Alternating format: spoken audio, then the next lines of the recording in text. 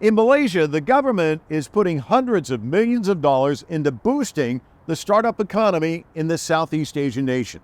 I speak with one of the key people connecting entrepreneurs to startup capital, Noor Amy Ismail. She's the Chief Operating Officer for Malaysia's Venture Capital Management, also known as Mavcap.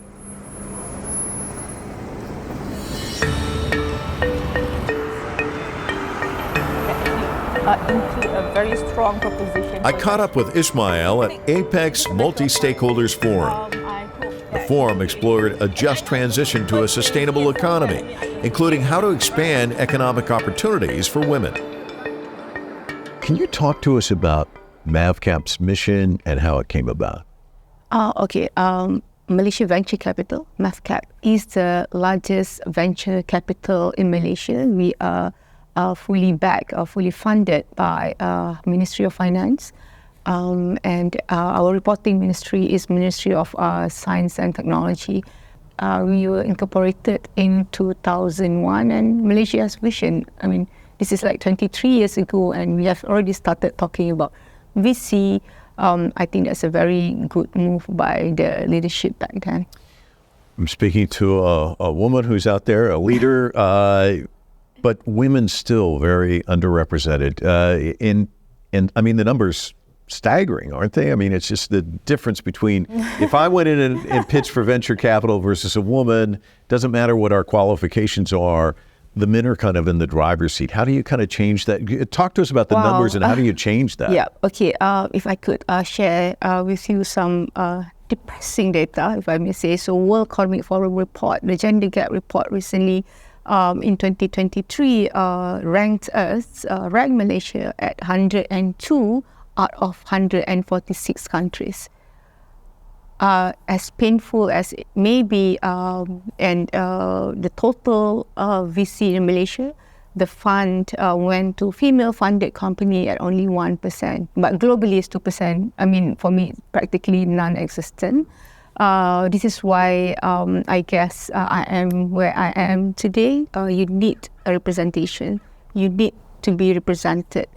So that matters because the moment you are in a position that you'll be able to actually create influence, you can see changes. So for example, in Malaysia Venture Capital, Mavcap, our board composition is 50-50. Staff composition is 50-50. So I just came back and accepted this job about less than a year ago. My team and I are currently leading a policy paper for the country. Like I said, the government is making a lot of effort to see a lot of changes, to see and contribute back to the VC. We hope that, me leading the paper will be able to influence further policy in balancing, the diversity, equity, and inclusion. It matters because different lands matters. 1% in 1970, you'd say, okay, I get it. We're talking the 2020s, 1%. Yes. It's appalling. It's painful. Yeah, painful. But there has to be a wall there. I mean, there has to be something where you've got to be pushing on the wall, changing the dynamics. So, what are the levers? How do you change things? I mean, from my personal perspective, because I am in a position that I'll be able to reach out to the ministries. We are like the eyes and the ears of the government in a good way. We can actually sit down and it has actually getting quite a bit of traction. So for example, again, during the budget 2024, the government is very clear saying that 60% of workforce by 2030 has to be, bringing back women to the field. Currently, Malaysia is facing this situation, what we call sandwich generation. So this is about care economy, which we have few startups that really working to address it. By 2056 or 2060, Malaysia will be a super age society. So it will be 65 and above, 20% of the population. So currently, people like me, or people who are in the middle, which we call sandwich generation, they have kids that they need to take care of. They have parents that they need to take care of. but usually, traditionally, the caretaker role will be given to the woman. Are we lack of talent in Malaysia? I personally do not think so, because if you look at the university of the data, the STEM education or the engineering subject, we actually have more than 44%, but the number drop immediately when they enter the workforce. For one reason, the caretaker role. 60.2% gave a reason on why they can't go back to the to work, because somebody has to take care of the family.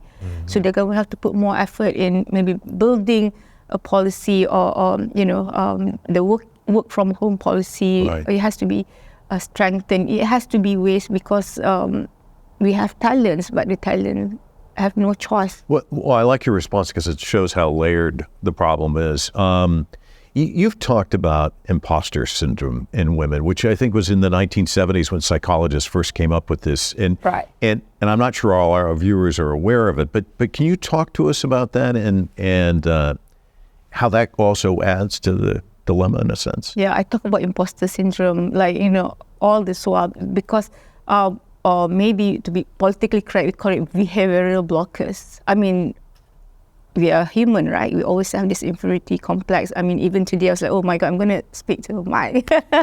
But what I'm saying that it's there. So this is where you need a lot of encouragement. You need a lot of, network exposure. I mean, if we don't have the representation, or basically when the investors, man investors, they will ask the men startups about all the reward, all the success story. But the moment they change it to women founders, they started to talk about risks. I mean, that's unconscious bias. I mean, we are human. Automatically we will actually do that, and we actually notice that over and over again. And this is why it's so important to have women to be back in the industry to actually speak about it and to actually champion it. We probably have a lot of maybe girls, women watching this right now who have big dreams. Yes. And the landscape you just described says you can dream, but it may not be an easy task. Any words of advice for young women or young girls who are dreamers who want to be successful, who are up against the odds that we've just discussed for 2 words. Keep hustling. Keep hustling. It's not going to be easy. Life is not a bed of roses, but you'll get there. Noor, thank you so much. Thank you Appreciate so it. much, Mike. Thank you.